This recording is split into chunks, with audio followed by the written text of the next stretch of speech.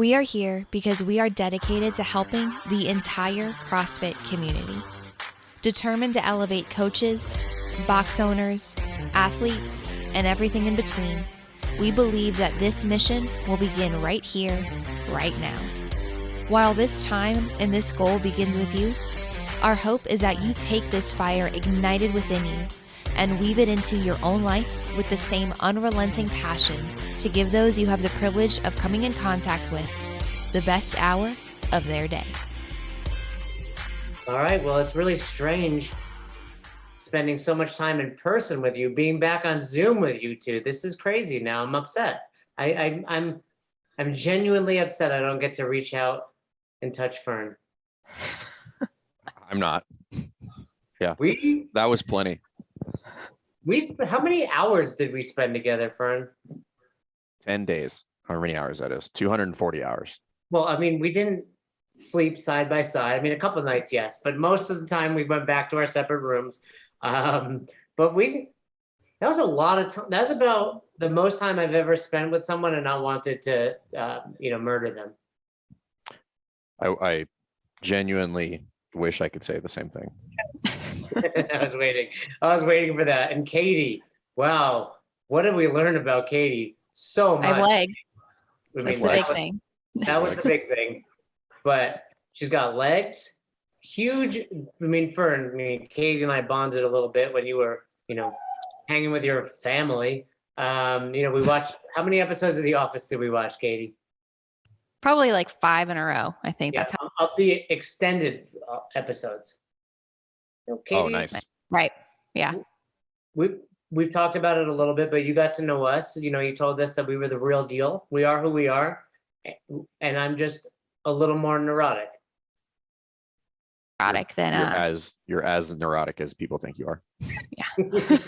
But yeah, it was great. Let's front load right now and just say we've got some big things coming in the very near future. Yeah, exciting stuff. I mean,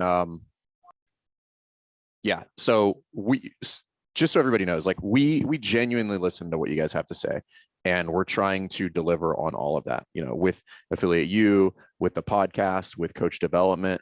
So we have full intent to deliver on all of those. So really cool stuff coming. We're going to be moving to a lot more in-person podcasts very shortly. So we will be making some road trips and bringing you guys some really, really cool people. Got some confirmation from some really good ones when we were at the games. It looks like we're going to be headed to the Rogue Invitational in October. So that one is going to be a whirlwind. And Is it a whirlwind? No, that was a misspeak on my part. It is a whirlwind.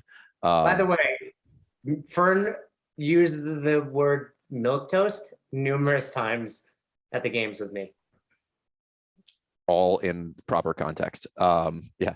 Unsure about that. Yeah. And then working on some coach development stuff to really, really try to get some coaches out there dialed in. So all really exciting things. Good stuff. Yeah. I mean, this is it. We were like, for those that listen to us, we launched this thing early 2019 with no particular plan other than giving out some good content. And how many times do we get stopped at the games, and not to toot our own horn, but I mean, we're walking around with 30 other really impressive coaches and they're stopping us, right? For autographs. Like I had to sign numerous chests, mostly. Some lady had me sign her baby. No, I'm just kidding. But I mean, lots of photo ops. I mean, people it was cool. Are appreciative of what we're doing, and we are appreciative of you all. Like I do want to bring this up. The final heat Sunday, I'm sitting in the back. I'm off the floor. So I judged the final heat of the men's, and then another team had the final heat of the women's because they went last.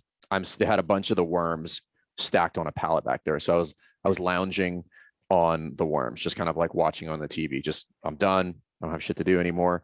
And some guy walks by, doesn't say anything, whips out his phone, goes, found you, and then just walked off.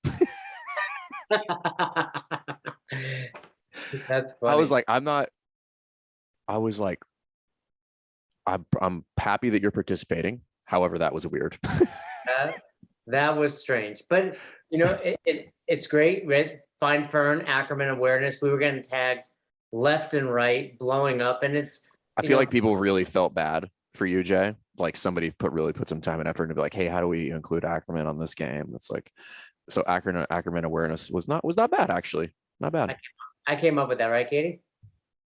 You did. But afterwards, I thought about it. Ackerman in action might have been a better hashtag. Yeah, I thought about that. In action, that mean he would have to be doing something. Actively judging. I don't know. It was super cool to see you guys tag team judge that one event. That was really cool. Did you? And you just happened to be put together, right? The teams. We had. Well, we were on the same. So there's 30 judges, and there were 3 teams of 10, and we happened to be on the same team, which was Jenny Orr's team. She was the lead of that team. So we weren't actually numbered next to each other because just randomly when the numbers were assigned, we weren't next to each other. But oftentimes it was just like, hey, line up. And we happened to be talking. And that event, they paired us up.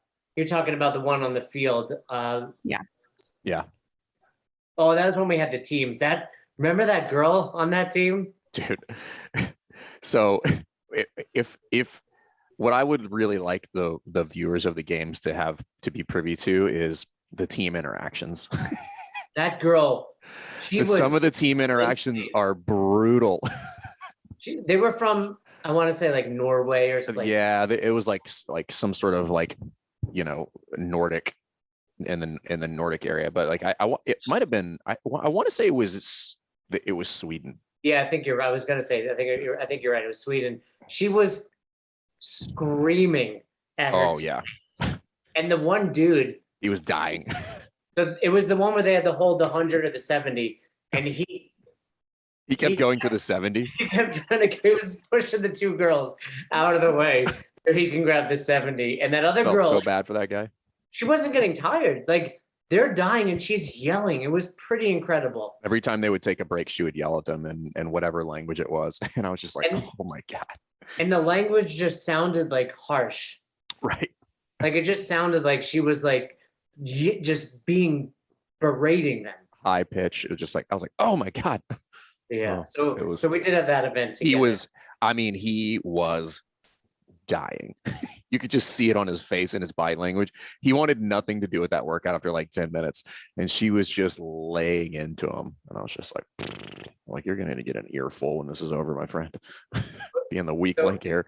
We have tons of great stuff. I'm assuming those of you listening follow our Instagram already, but if you don't, check it out. Best hour of their day. Katie crushes it with clips, with images, with fun stuff in the stories. And we learned a little bit about Katie. Katie, every time we spoke to anybody, they were like, your girl is amazing.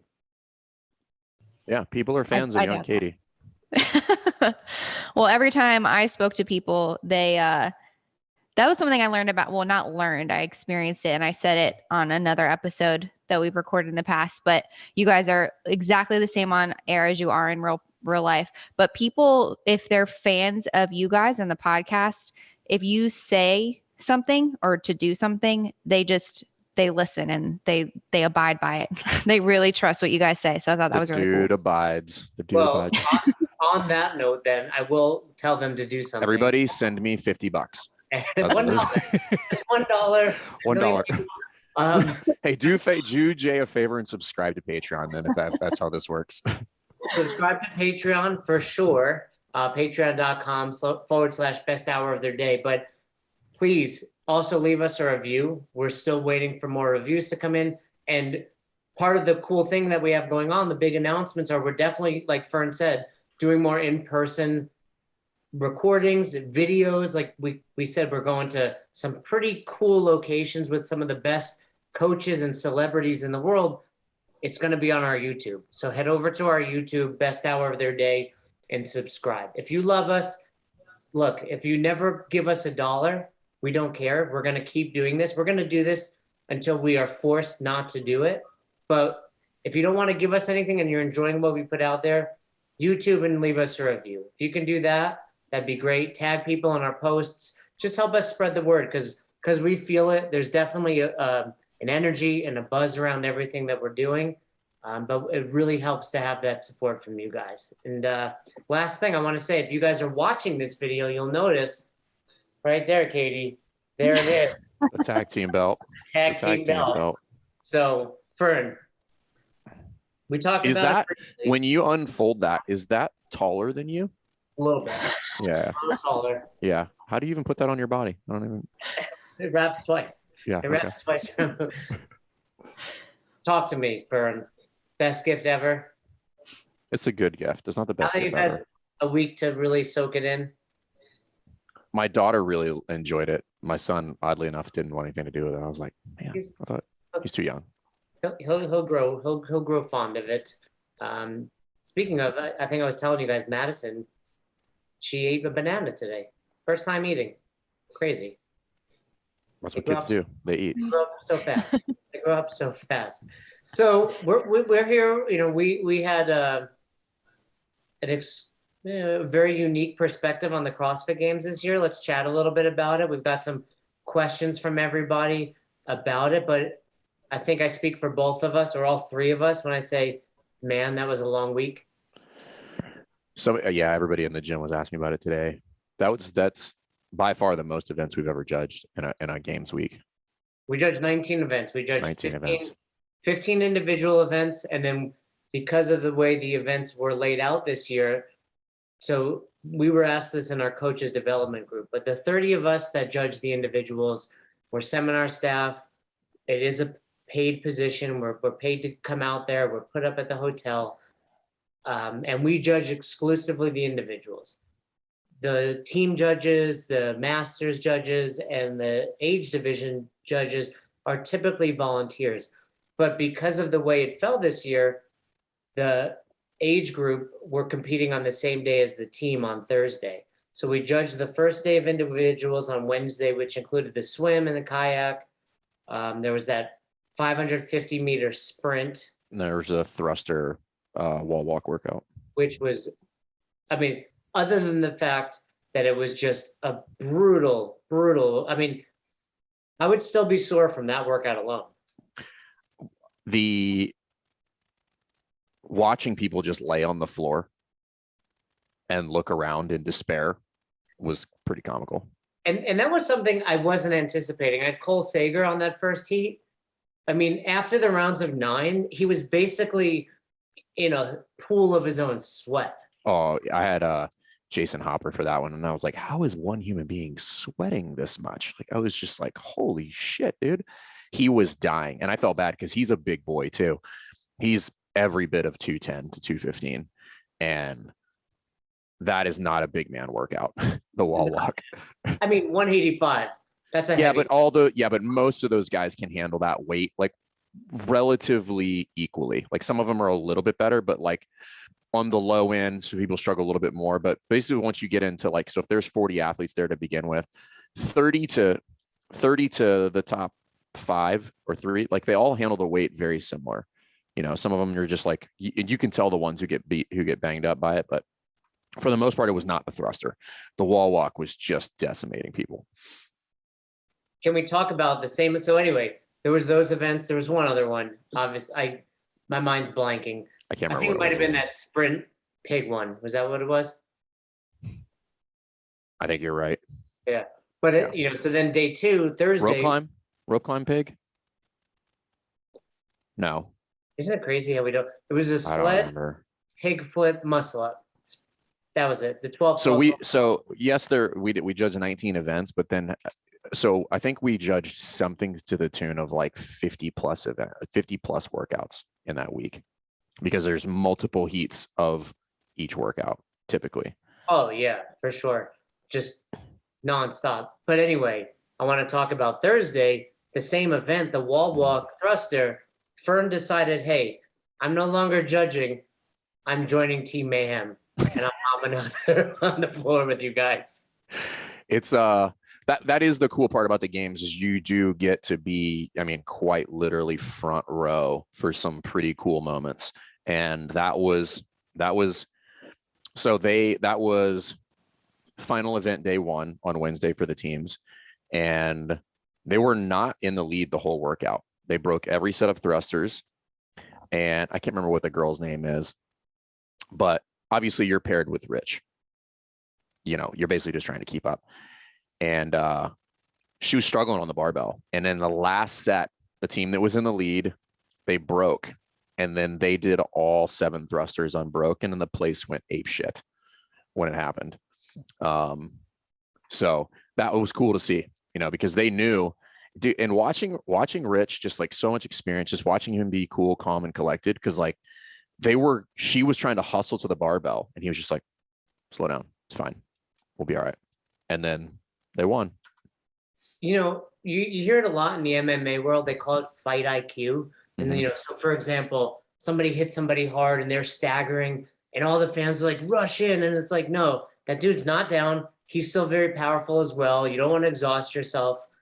And I think something that doesn't really get spoken about, granted, I'm not hearing what the commentators are saying. We're on the floor, but man, no one has a better workout IQ than Rich Froning. I mean, maybe Matt Frazier, but I mean, those 2 guys are the 2 greats. And, but yeah, just like watching people who understand threshold, like really understand threshold and understand pacing. And this is, you can see this in the box, right? You can see this in like some of the old heads in the box that are just like, they have more workouts underneath their belt. And you see all the young cats just like fire themselves out of the cannon on a round 1. And like some of the older people like me, and I'm like, I'll see you in round 5. I'm like, you can have round 1. That's not how this works. But just watching them not panic, because you do see it the other way when people panic in some of those scenarios, and like they will make strategic errors in there, and they'll pick up the bar when they shouldn't. You know, they'll do like 1 to 2 reps more than they shouldn't, or they'll take too much rest time rather than just transition to something and just start moving into the next thing. So, but yeah, Rich is great. And that was his 5th. So he's podiumed 10 times at the CrossFit Games between individual and the teams. I think that was, oh yeah, because more podiums than that. Those are, has won the games 9 times. Right, and then he took 2nd the year before he started winning his winning streak. And also there was a second place team. Oh, 11. You're right. Yeah, and 11 podiums. And I was looking at it. They also, I mean, really didn't, they probably would have won last year, but there was no team event. I mean, obviously. Oh, yeah, that's right. I forgot about that. I was looking at that when somebody put up a post with like all the years that the team won. And I mean, and it's dominant. And like you and I were talking about, CrossFit Mayhem will be there forever, because he's just going to, at some point, he's got to move on even from teams. I think at this rate, he can be well into his 40s before he has to do that. But somebody else. Well, I mean, what if he just decides he's just going to go smash the Masters? He could do that. I mean, but he's going to always have a CrossFit Mayhem team that just continues to come back. I'm trying to think. He's going to age into Masters, I think, within the next like 2 years. If he's not already, I don't know how old he is, but he's got to be. I want to say he's like 33 or 34. Yeah, I mean, we have many friends now that are in the I mean, you know, James 34. Hobart, Okay, 34. yeah, that's what I thought. Yeah. Look at young Katie. Man. By the way, did somebody give you crap about young Katie on Instagram? Somebody, Fern actually replied, but it was someone who who just has, I guess, not listened to the podcast, but still commented on the fact They basically that accused us. They basically accused us of ageism, and I was like, you don't know the inside joke, man. Like, calm down. And actually, Katie's in that weird spot where she's no longer like super young, but she's certainly not old. So she's right in that sweet spot. She's just young in the Katie. middle. Yeah, but our buddy James Hobart came in second in 35 to 39. Adrian Conway came in third. Yeah, and I remember James Hobart's first competition in like 2009. He shows up. We've talked about it, I think, on the podcast that he was on. He's wearing those stupid sweatpants. He's wearing sweatpants. He's wearing Vans, and his that picture is amazing. I'm like, what were you doing? You just get out of your mom's basement and decide to go compete in that picture? Well, his coach at the time, the owner of CrossFit Boston, his name's Neil Thompson, OG, shows up. We knew each other from the area, and he's like, hey, I want to introduce you to this kid. He's going to win. And I look at this kid, and I'm like, this guy?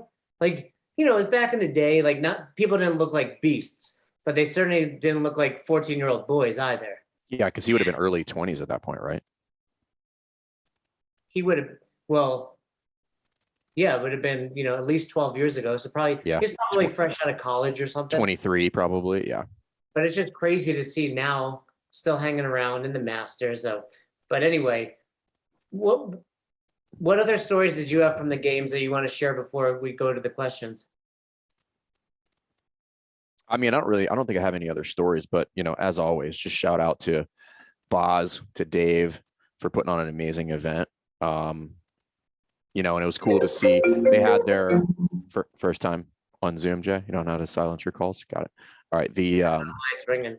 Yeah. Because you haven't disconnected that. That's why but like, I think I told Boz on Sunday night, I said, hey, like this is the busiest we've ever been, but I also, that being said, I think it was the smoothest event we've ever had. And considering they basically had to take a year off from that level, I don't think most people understand the ordeal that the games is, like the number of moving parts. And this was something that I heard from, so a lot of the new leadership was there, and I got a chance to meet a lot of them at dinners or after parties and stuff like that.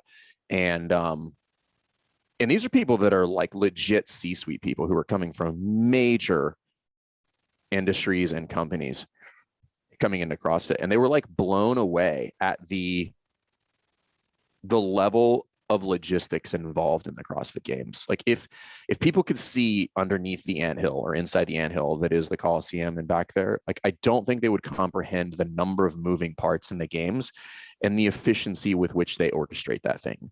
It is an impressive thing to behold with regard to being on time, with regard to the organization, all of it. I mean, like, so shout out to all them. And then obviously shout out to Bill and Katie from Rogue, because they just crush every year at that event. Like it's amazing.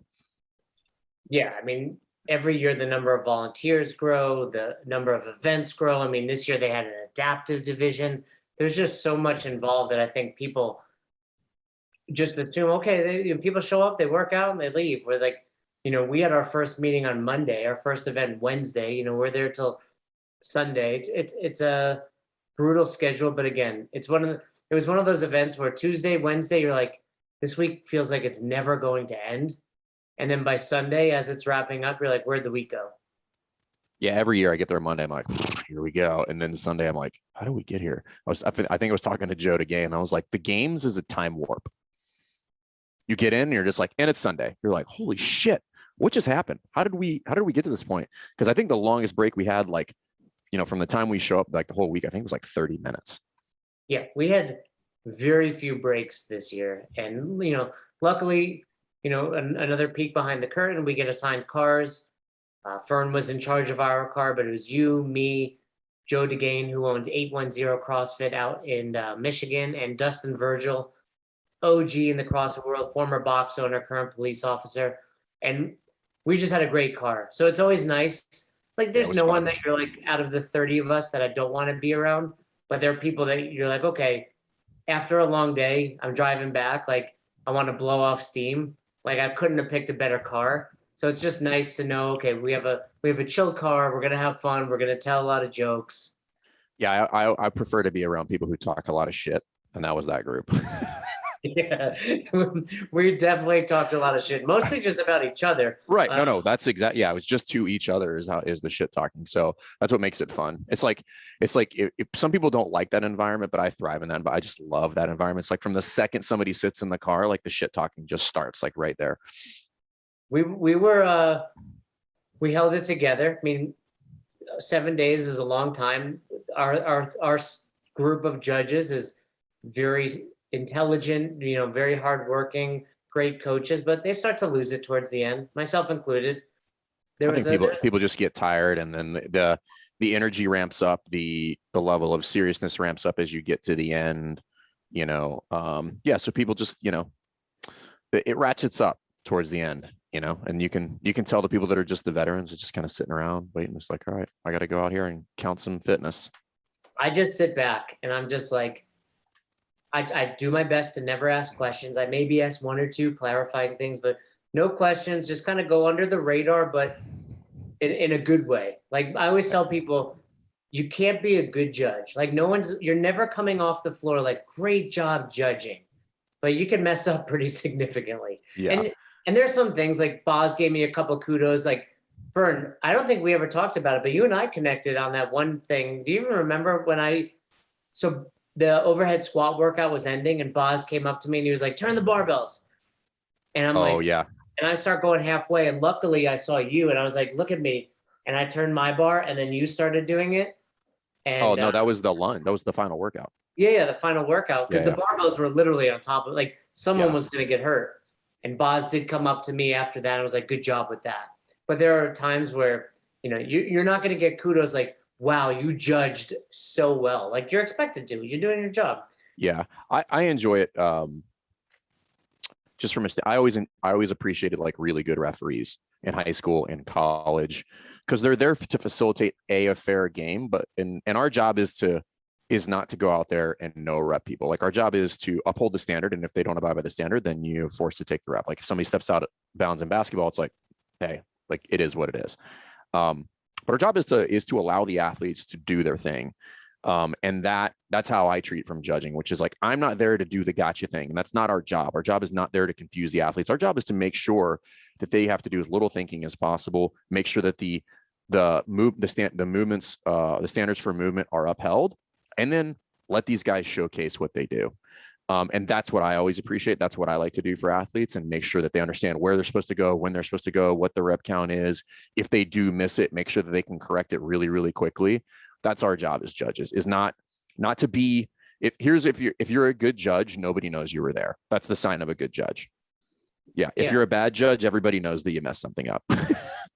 Exactly. And there was one instance where, there were two instances. One where Pablo, our buddy, good friend, got booed. Not rightfully so being booed, but right call. Like if you go back and watch it, clear no rep. People just really liked Danielle because of all she had to go through with the COVID. She was exposed and the entire weekend was very different for her, I'm sure. And then Annie, before hitting that 200-pound snatch, Todd threw a no rep. It was on the buzzer or whatever. They counted it, etc. But, there's literally a million calls happening over the course of the weekend. Oh, it's a lot. It's probably fast. It's very fast paced. Yeah, it's probably the sport with the most amount of referee calls or judge calls. You have to literally call every single movement. It's not in basketball where you only call a penalty. Like you call everything, and it's like everything is given a good or a down or up or something like that. So anyway, Katie, you got some questions. Let's go. Oh, I got a couple quick things.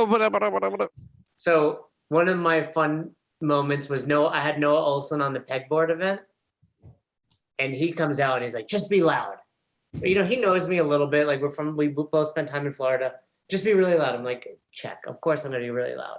And then he gets through the first workout and it was the double unders and I call 10, 15, right? Because we practice, we count by tens. And he's like, finishes that round. Meanwhile, I'd be out of breath already. And he's like, hey, Jay, can you call more numbers? Like he wants me to count more. So the next round, I'm like, 1, 2. And I'm like, what the athletes don't take into consideration is there's 9 other judges on the floor. I'm trying not to drown them out. Right. So luckily they kind of separated. So I felt okay doing it. Finishes that round. And he's like, hey, when you get to 11, go 11, 12, 13. I'm like, how are you talking to me right now? You're in the middle of a workout.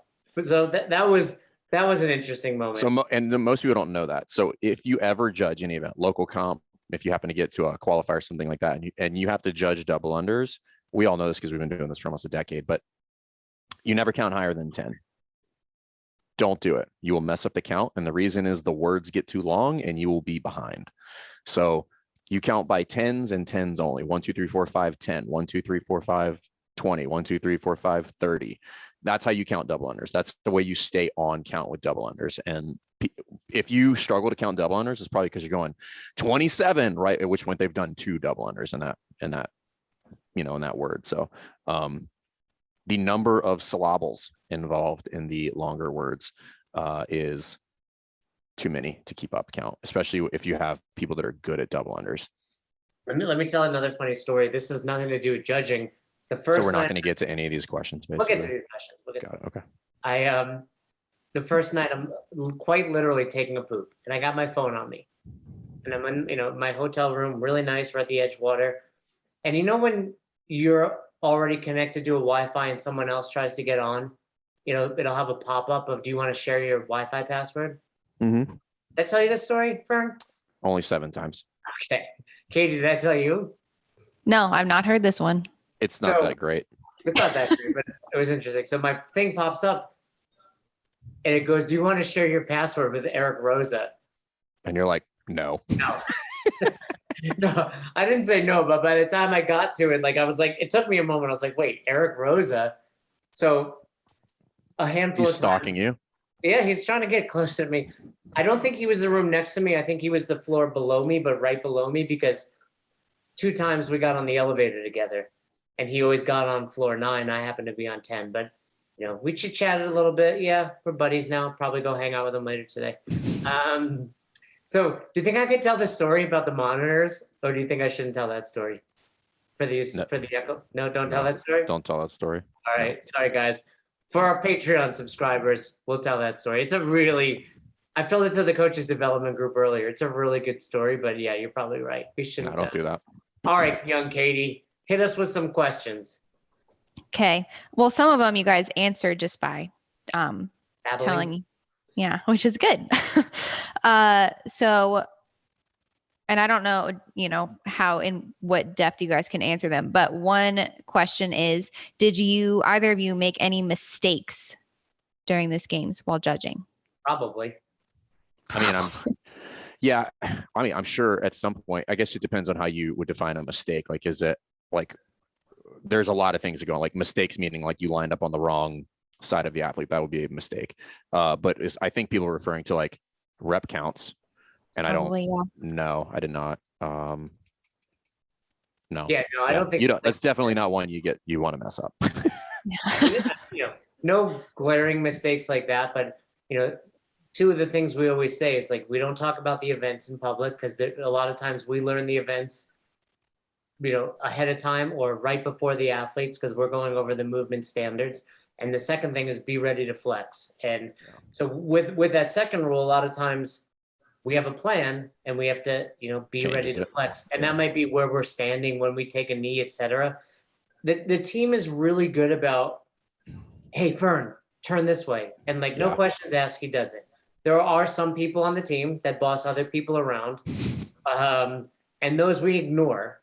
But when it's like, I'm doing this because I don't want you to mess up, it's one thing, versus I'm doing this because I'm trying to be in charge. That's another thing. But towards the last couple events, I happened to be standing next to Maggie Tincher, owner of CrossFit Reston, not far from Fern.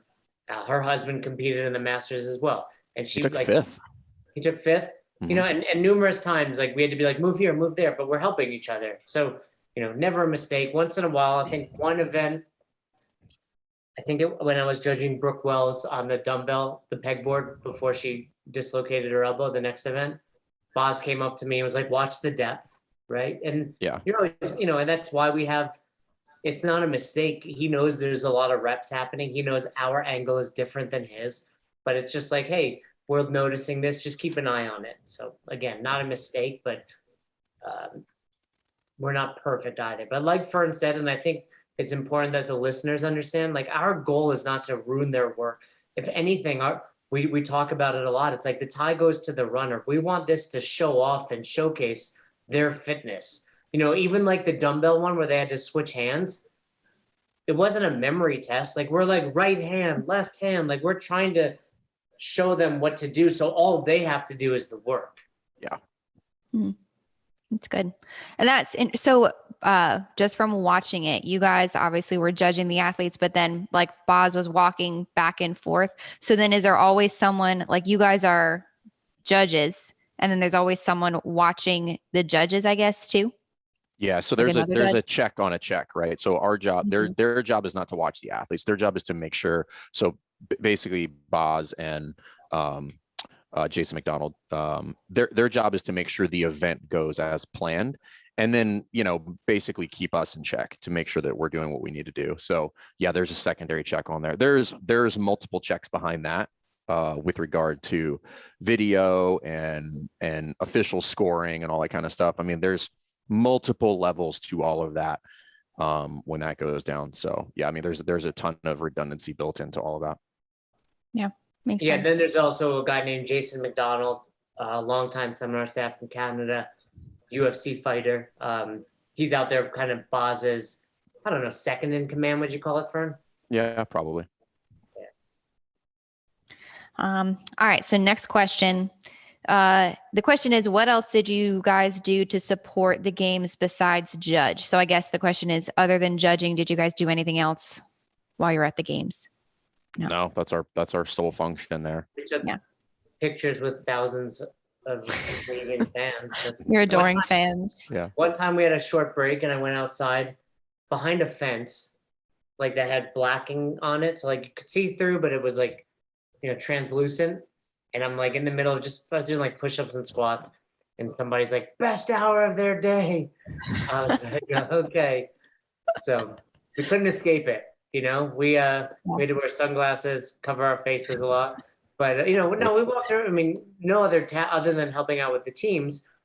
But no, our job is to judge. our job is to judge. We had a little bit of time to walk around Vendor Village. We had a little bit of time to, go to the affiliate lounge, which was really cool. I know you spent some time there, Katie. Got to see, it's always interesting because you have friends that you've made over the years and they're like, hey, let's grab dinner. Let's do this. And I think because of the nature of what we do, it's looked at as fun, which it is, but people forget that it's a job. And I think going back to what Fern said earlier, it's like, all they think is, hey, you just have to be out on that heat, right? Like you just have to go be ready to judge at this time, right? Like we're learning the events, we're studying the movements, we're practicing with each other. We're, it's not like, hey guys, the heat starts at 6, be there at 5:59. Like we're lined up in advance. It's like really nonstop. So if anyone reached out to me to hang out and I either didn't get back to you or told you I didn't have time, a handful of you I just didn't want to see, but for most of you, we didn't have the time. That's good. All right. Next question is, why did all of your shirts say head judge? Because there was a difference, right? And I know you talked about it already a little bit, head judge and judge, but why did everybody's shirt say head judge? I think they're saying it's like redundant that there's 32 or so, because I think McDonald and Adrian were wearing them as well. But I don't know if this is accurate, but I think there was some sort of error with the printing of those shirts. But we would have had head judge shirts. Those were for us. No, well, they were for us, but typically it says like level 1 judge or something on there. So that our shirts will typically be different than the other judges' shirts, like in some way, shape, or form. But somebody did post on there. Well, it was just kind of like functional. The functional movement thing is like if everything's functional, nothing's functional. And they're like, listen, if everybody's a head judge, then nobody's a head judge. And I was like, that's fair. So yeah, I think that's why, but I could be totally wrong. So typically like Chuck, Todd, Boz, Jason McDonald, like they would all have like a head judge shirt, and then ours would just say judge on it. But that might have been on purpose this year as well. I have no idea. Yeah, I mean, we're head judges in the sense that we're judging the individuals. I mean, the games are important. Every division, teens, masters, adaptive, teams, all part of the games. But let's also be honest, right? Most people are tuning in for the individuals. Also, there's a substantial difference in monetary reward there. Like this is people's livelihood for the individuals. I mean, it was interesting, right? We were talking to one of the athletes. I don't want to give their name at the dinner at the end, and top 20 athlete, and finally got some sponsorships, and but it's important. Like every place matters. Like more and more of these athletes are making it their full livelihood. Yeah, like Guy, that guy got like something to the tune of like almost $40,000 just for first place finishes. Yeah, which by the way in Brazil is like $10 million. $10 million. Yeah. So at least. Yeah. So I mean, I desperately wanted them to just keep loading the bar for that dude in the snatch event. Like at no point did he not know he was not going to win that event. I like that kid a lot. I mean, I'm impressed by how fast he dabbed. That was crazy. Like he's practiced that. He snatched 305. I don't know if that was more impressive or how nonchalantly he went through the speed clean ladder. Like I mean, this is not a joke. He casually cleaned 350. He did that whole section of barbells, all 5, and ran 1,000 meters in under 5 minutes. So many of them. I mean, it was pretty impressive to see the athletes that just had impeccable form, like torso upright, pretty crazy. And then the athletes that were on the struggle bus with that load. Dude, he not only has fantastic positions, he's strong as shit. Like, I mean, it didn't even make sense, like how casually he was cleaning those barbells. Like, it was nuts. And the dude, his first snatch at 260 look identical to 305. Yeah, I mean, we can talk about that. That snatch event, just like the clean, was super impressive. Obviously, unfortunate what happened to Brooke Wells. She came out for the prior event that I judged her on, the pegboard, clearly banged up. Like, she was clearly injured. She was going methodically slow on it. So I wasn't like shocked that she hurt her elbow and it was a dislocation. It could have been a lot worse, but hopefully that didn't put a damper on it, because that was just an incredible event, and I think people forget, like, they're snatching these crazy loads. That was their, like, I think 9th or 10th workout at that point. Dude, it's nuts. Pretty crazy. Yeah. What else you got, Katie? So one more real question, and then I can ask some silly ones. But did you guys get stressed out at any point during the week judging? Is the first part, and second part is, if you did, how do you handle stress during a time like that? For the first event only, because it had been a long time since been out on the floor. And I do remember I got like nervous before we walked on for the very first one. So and after that, I was fine. You're not talking first event then. You're talking the first event on the floor. You mean the field or the Coliseum? I believe it was the field. The one that we judged together then. Whatever our first event. Oh no, that was the team version of it. The individual version of the muscle. The first event on Wednesday. It's actually second event on a Wednesday, because we didn't really have much to do. Well, I was working for event 1. Vern saved the event from what I saved the event. They did save the event. So I was like, why? I was like, why did I? Everybody's like, well, why are you putting on fins? And I was like, number one, I know what is at the bottom of that lake, and I don't want to be standing in that shit for the next 2 hours. And then number 2, in the event that I need to swim, I would prefer to swim fast. I'm a pretty good swimmer anyway. But I think it was Jessica Griffith. Like, she hopped off of her boat and somebody else noticed it. It wasn't even me, so I can't even take credit for this. There were like, her timing chip came off and she was probably, I don't know, 25 yards in front of me.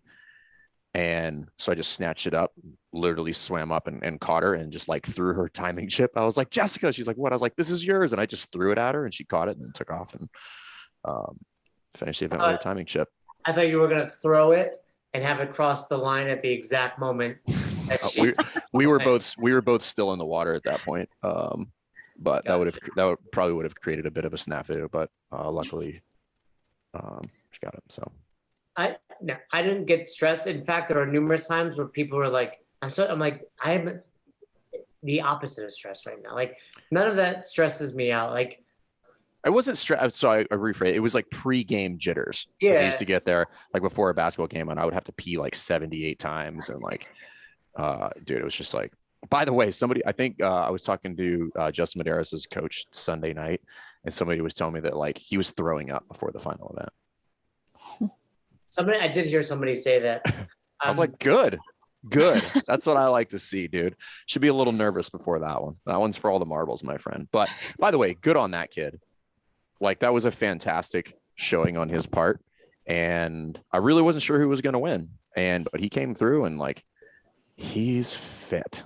And he wouldn't have had to even win that to be, I mean, I think he just basically had to finish. He was pretty far ahead of Vellner at that point. Yeah, as long as he'd have finished in the top 10, I don't think it would have changed anything, and maybe even lower than that. But it's just cool to see, like, go out with a bang and like just win that thing. The only event win of the weekend. You know, we talked about it at level which 1. is cool. Like, statistically best, right? You don't have to win any event to win the overall. But no, I didn't get nervous. You know, you mentioned stress. It wasn't for judging. There was one moment that I was getting like anxiety, and it was Wednesday. We had just judged all day, and then we were getting briefed on the team events that we hadn't been briefed on yet. And I think it was just a long day, new events that we hadn't heard, but our team was asking a billion questions. And most of the time someone's asking a question, and I would challenge the listeners to this as well. Something Fern and I both work on. Like, if you're asking a question, like, is this better going unsaid? Like, when you're talking, do I need to be saying this, or by not saying anything, is it worse? And I think it was just a moment of weakness for our team where they just started going down this rabbit hole of like nonsensical questions that either don't matter. Typically the questions fall into two categories. It doesn't matter. Like, where the chalk bucket's going to be, doesn't matter. You have to judge movement, right? Or these questions are going to get answered at some point before you need to know the answer. Yeah, and like people get anxiety about it because you like remember what our job is. Our job is to make sure things go as planned, right? And nobody wants to mess that up. They want to understand the movement standards. They want to understand the logistics, and people, because you're on camera, you're in front of the whole world. All eyes are on you in some of those scenarios, and typically when you mess up is typically when all eyes are on you. Like, it's typically not if something were just like randomly you mess up over here and nobody sees it. Typically you mess up in that scenario, everybody sees it. So that's why people get a little on edge, because it's either like the standards aren't clear or it doesn't make sense when it's briefed sometimes. But I always go back to, hey, we've all watched people work out before. I think we'll be fine. So that was, and when I say I was getting stressed, it was like a long day. We knew we had a early start Thursday. It was like 7 a.m. at the beach. And I just, at that point, you're just like, I just want to go back to the room, chill out. Fern, actually, I take that back. Fern saw me have a meltdown. Man, did I? The coffee. Oh, yeah. So was it, what morning was that? So listen. That was Thursday. That was Thursday. Morning. So yeah, everybody knows somebody that you know well enough that when you see them, you're like, oh, this person's going to have a day. So within 5 seconds of seeing it, I was like, oh, fuck, he's messed up right now. It was just first thing in the morning. And had been complimentary coffee for like 2 days out there. But on this third day, there was no complimentary coffee. And Jay had planned on getting complimentary coffee, at which point he walks out. It wasn't the fact that it was complimentary. Like, yes, it's nice that it was free, but it was that I knew it was there ready to go. Right. Yeah. So I'm not suggesting that he was being Jewish. So the Don't cancel us, people. Don't cancel. All of our Jewish fans. He doesn't. He had planned his morning, right? So here's why, right? So ultimately it put him behind on time, which resulted in sitting in the car and then getting shit on by everybody in the car because he was like 4 minutes late that morning. And he had not planned on having to wait in line for the coffee, at which point everybody knows if you're in line waiting to get coffee and you're in a hurry, everybody in front of you, wants a macchiato, fucking drip coffee with extra sprinkles and unicorn, toppings on it. And then the barista's like taking their time. They're like, ooh, I'm going to put some extra love. And you're just like, give me a fucking coffee, dude. I got to get out of here. So just watching his brain explode in that moment was just pure gold for me. I was just like, oh my God. I was like, he was so frustrated. And I was in pure heaven watching it happen. Well, like you said, it was the first day I had been making coffee in my room. And I was like, in my mind, I'm drinking way too much coffee. I'd have the one in my room, then I'd get there and have another. Like, you could easily just overconsume caffeine. Can you? So as he's drinking a bang. So I was like, let's avoid the first one. Like, I don't need it right away. I'll drink it. And then I'm like, okay, and we're going to the beach for the team event. I was like, there's not going to be coffee there. So in my mind, I was like, if we were going to the Coliseum for a normal meeting, I'd be like, we'll have coffee in 5 minutes. I'll be okay. But I was like, this can be 5 hours. Like, I will be. So, and this girl, Amy Lyons, who I hadn't seen yet, owner of King of Prussia, good friend, comes up to me for the first time, like, excited to see me. And she's asking me questions. And I'm like, I have no idea what you're saying right now, Amy. And I had to apologize. I went up to her later on that week. I was like, you were talking to me, Amy, and I wasn't hearing anything you were saying.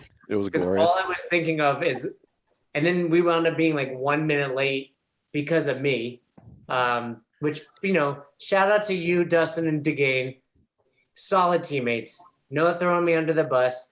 They knew, I knew, and that was it. Enough, no words needed to be exchanged. Yeah, you're truly friends when you enjoy watching people suffer. Just like this is actually enjoyable for me to watch you go through this right now. I was so angry with Vern because I'm like, I'm like panicking. I'm like, there was coffee here. It's like, and he go, I don't know if you go, there is. You just have to pay for it. And I was like, and then he just walked off to get the car. So anyway, and literally, I was so mad, like, at this barista.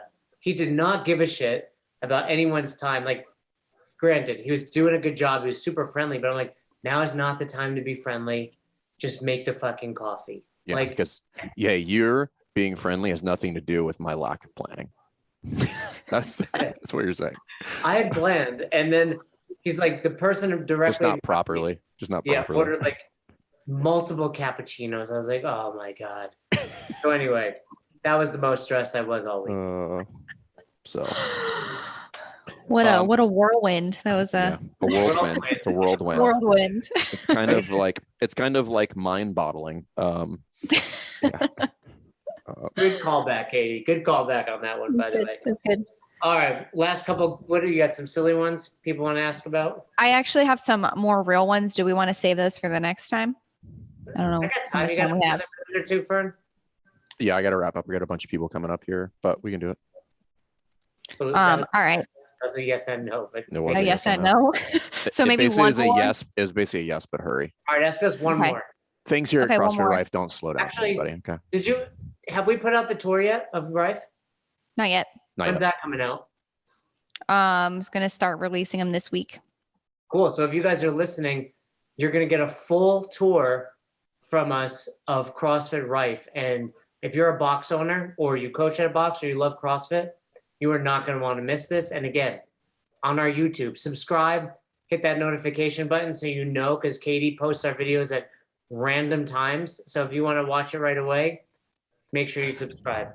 Oh, that was a weird low blow shot. I'm just backhanded.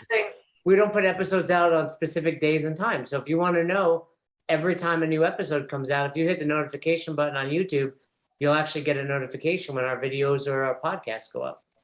Our podcast episodes actually go out at 8 a.m. on Monday, Wednesday, and Friday. Yeah, I was like, that's totally not accurate at all. But all right. All right. Well, this new video, the box breakdown. Mm-hmm. Best hour box breakdown. Best hour box breakdown. First box CrossFit Rife comes out this week. What's the last question, Katie?